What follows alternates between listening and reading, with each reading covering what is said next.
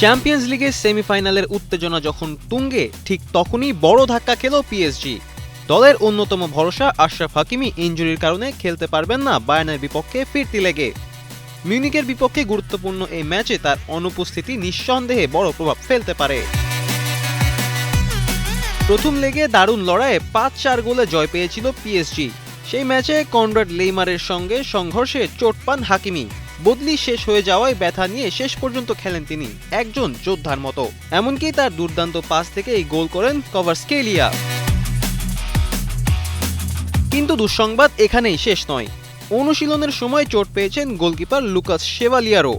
ফলে সেমিফাইনালের মতো বড় মঞ্চে পিএসজিকে নামতে হচ্ছে। টানা সপ্তমবারের মতো বেস্ট টিস্যু পেপার ব্র্যান্ড হিসেবে স্বীকৃতি পেয়েছে বসুন্ধরা টিস্যু। কিছুটা দুর্বল স্কোয়াড নিয়েই প্রথম লেগে গোলবার সামলানো মাডভেজ সাফোনভের দিকেই তাকিয়ে থাকতে হচ্ছে দলকে।